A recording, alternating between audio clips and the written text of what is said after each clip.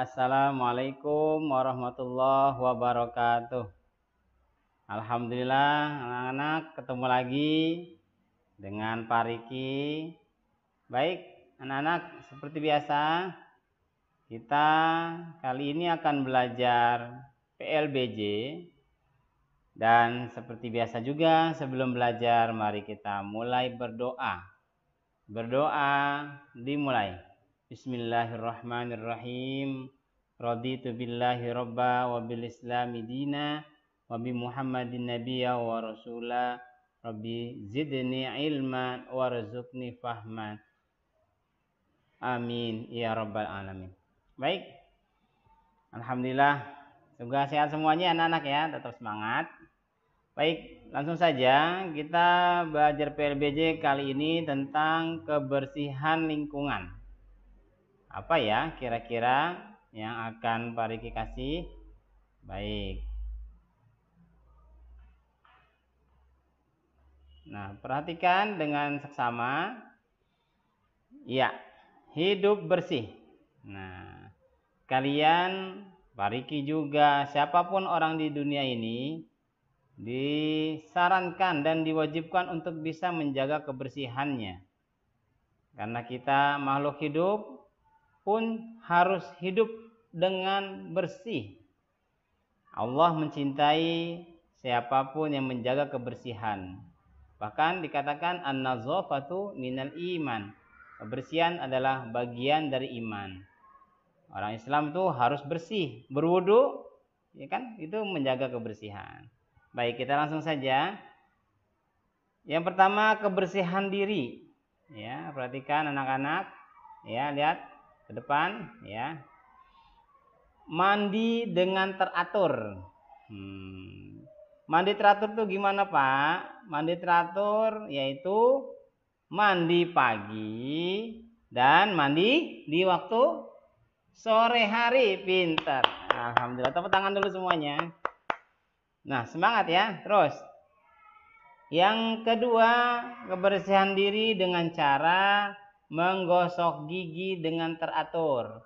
Ada yang tahu kapan waktu menggosok gigi yang baik dan benar?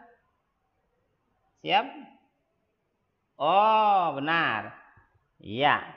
Sebelum tidur, apalagi? Setelah sarapan. Oke, bagus. Tepuk tangan dong untuk kita semuanya. 2 kali ya. Untuk menggosok gigi cukup 2 kali sehari. Yaitu sebelum tidur dan sesudah sarapan. Yang ketiga, kebersihan diri dengan cara apa anak-anak? Memotong kuku secara teratur. Motong kuku yang teratur misalnya seperti yang kita lakukan yaitu di hari Jumat. Boleh. Karena kan hari Jumat disunahkan kita untuk menjaga kebersihan. Setiap hari memang harus menjaga kebersihan. Ada salat Jumat ya, yang bagi agama kita itu muslim. Tapi kalau kita mau sekolah juga pun harus memotong kuku. Kan biasanya hari Senin ada pemeriksaan kuku kan, kuku yang panjang atau rambut yang panjang, ya kan? Nah, kalau di sekolah kita biasanya pemeriksaannya di hari apa? Setiap hari Jumat atau hari Senin. Nah, ini harus memotong kuku secara teratur. Sebab kalau kita nggak motong kuku, nak, apa yang terjadi? Jadi sarang kuman. Di sela-sela kuku kita, ya, di sela-sela kuku kita ini, misalnya kukunya panjang, ada kuman yang masuk, kamu walaupun cuci tangan, ada yang tersisa di dalamnya, dan kamu makan, masuklah kuman ke dalam, jadilah bakteri, nauzubillah, jadi sakit perut, ya kan? Maka kenapa kita harus potong kuku secara teratur? Agar hidup kita bersih. Hidup kita bersih pastinya sehat. Mensano in corpore sano. Dalam jiwa yang sehat, dalam tubuh yang kuat, terdapat akal yang cerdas. Jadi orang pintar pasti jago menjaga kebersihan. Nah, apalagi Pak? Yuk, yang keempat, lihat. Rawatlah rambut dengan teratur. Nih, rambut nih. Nah, rambut kalau udah panjang, waktunya ya dicukur. Ciri-ciri panjangnya rambut, bagi yang laki-laki, dia kena sampai alis. Alis mata depan. Berarti Pak Riki masih pendek nih. Ya, jadi nggak usah cukur dulu. Dan yang di sampingnya, ini kalau sudah kena sama telinga, daun telinga berarti sudah panjang. Ya, kalau udah kena, nah misalnya Pak Riki nih udah kena belum? Belum kan? Berarti masih aman ya, masih pendek rambutnya. Rawatlah rambut dengan teratur. Selain mencukur rambut, merawat rambut bisa juga dengan keramas ya, yaitu pakai sampo. Ya, seperti gambar ini. Tuh. Ya, pakai sampo, dia rawat rambutnya dengan teratur. Selanjutnya yang kelima, menjaga kebersihan diri dengan cara pakailah pakaian yang bersih. Nah, pakaian yang bersih itu apa? Pastinya sudah dicuci. Biar hilang kumannya, bakterinya lagi, sudah dicuci, disetrika, baru kita pakai. Sampai di sini anak-anak mengerti bagaimana menjaga hidup bisa bersih dan menjaga kebersihan diri? Insya Allah bisa ya. Ya, gimana caranya? Mandi teratur. Apalagi? Menggosok gigi dengan teratur. Memotong kuku dengan teratur. Rawat rambut dengan teratur. Pakai pakaian yang bersih. Baik anak-anak, selanjutnya. Baik, kita lanjutkan. Yaitu sebelum kita lanjutkan, jangan lupa tepuk semangat dulu. Tepuk semangat. Semangat.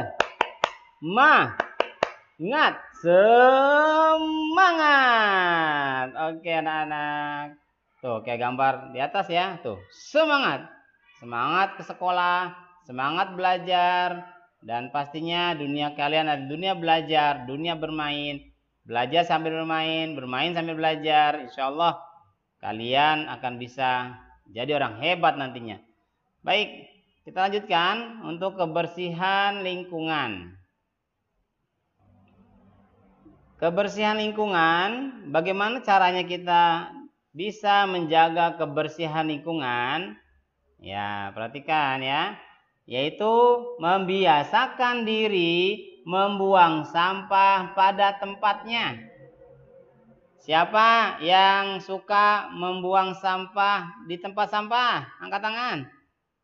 Hebat. Kalian orang hebat. Bahkan Nabi bilang apa? Siapapun yang melihat duri di pinggir jalan, memindahkannya, tidak membahayakan temannya, sahabatnya, itu adalah sodakoh. Apalagi buang sampah. Coba kalau buang sampah sembarangan, apa akibatnya? Banjir. Banjir di mana-mana. Yang kena siapa? Kita juga. Tapi kalau kita buang sampah di tempatnya, keuntungannya buat kita juga. Lingkungan kita bersih. Lingkungan kita tidak ada lalatnya.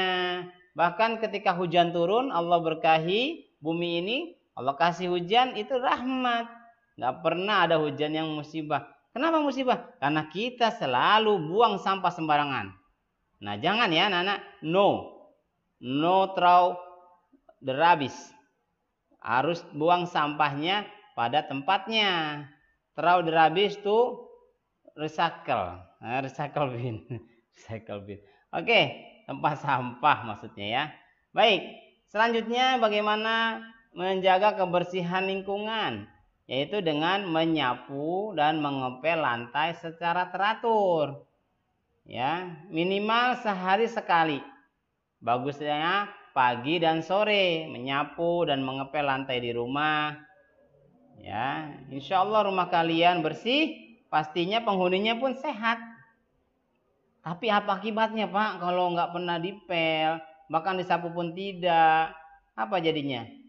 Gatal-gatal, udaranya nggak sehat, sakit. Nauzubillah summa nauzubillah. Baik anak-anakku sekalian, lanjut kepada kebersihan lingkungan yang ketiga. Caranya gimana? Membersihkan saluran air atau got, ya, got atau saluran air ya anak-anak, agar tidak menggenang, ya. Menggenang itu airnya nggak penuh, gimana caranya? Pasti ada sampah dalamnya, maka dibersihin tuh. Kerja bakti, bersihin gotnya, saluran air bersihin, biar nggak mampet, airnya mengalir. Kenapa? Kalau nanti gotnya itu air menggenang, itu paling enak. Ngapain? Nyamuk bertelur, sarang nyamuk, sarang kecoa, apalagi sarang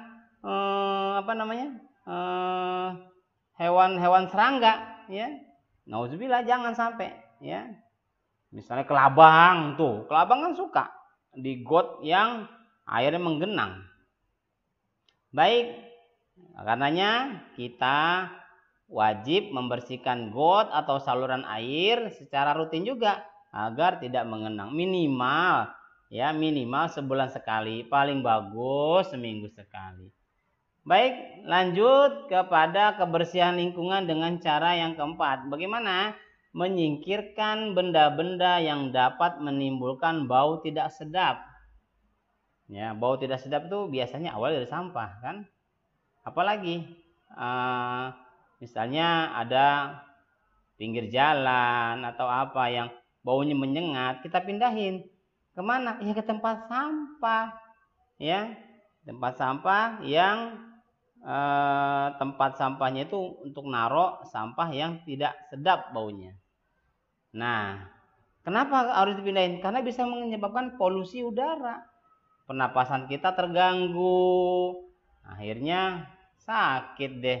Nauzubillah summa nauzubillah. Maka jaga nih ya anak-anakku, yuk menyingkirkan sampah, kita buang sampah atau benda-benda yang baunya tidak sedap. Gimana caranya? Plastikin, kantongin.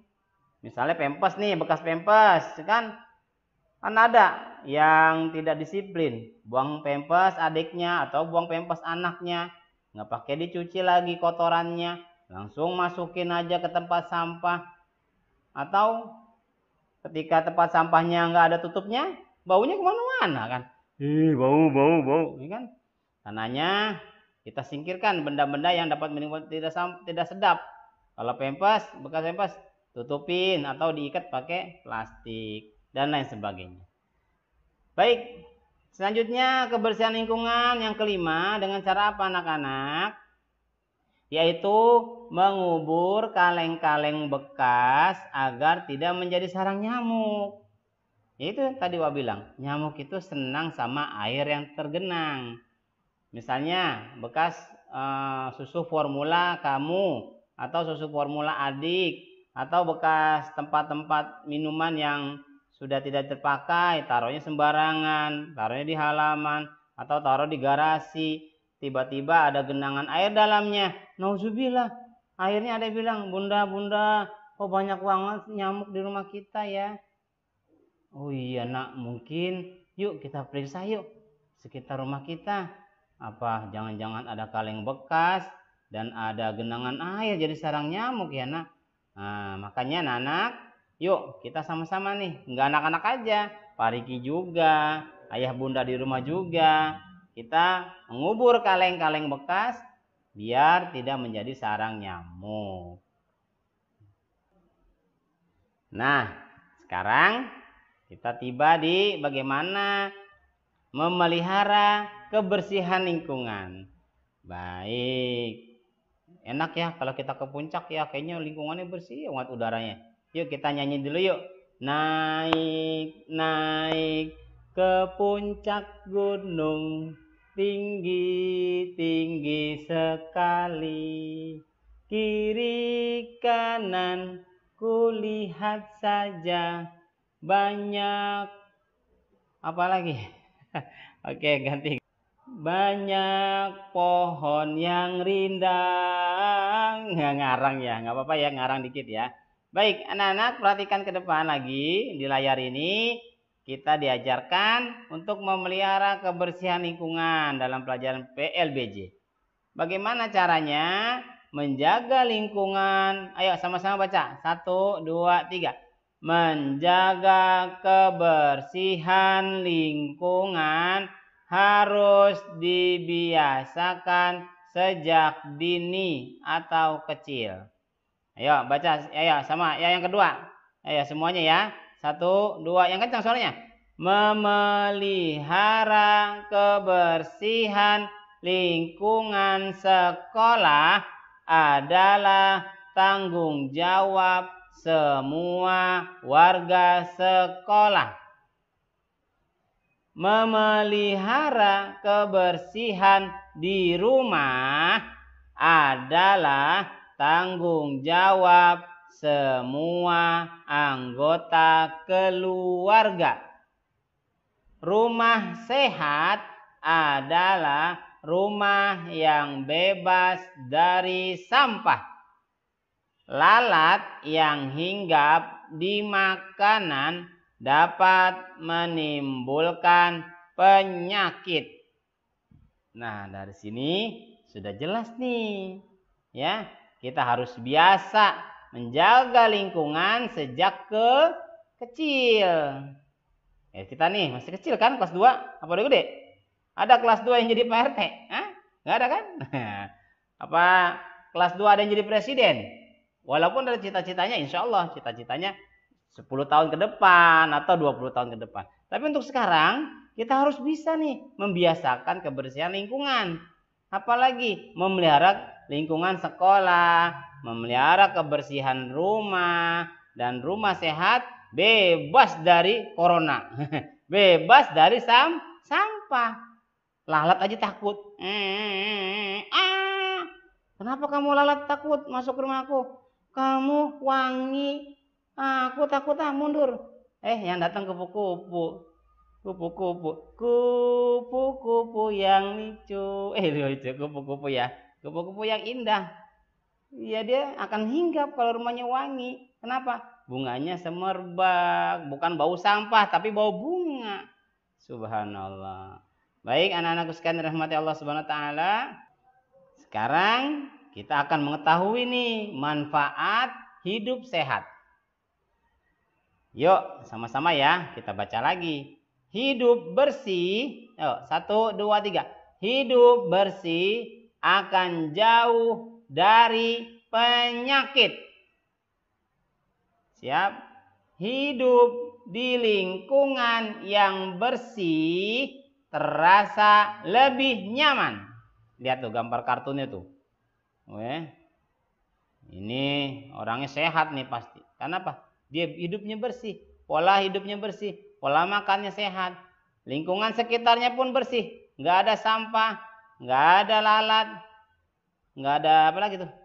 Nggak ada. Ya bersih lah itu. Lihat tuh gambarnya ya kan. Baik. Sekarang kalian sudah ngerti nih hidup bersih manfaatnya apa. Ya. Sekarang kita lihat.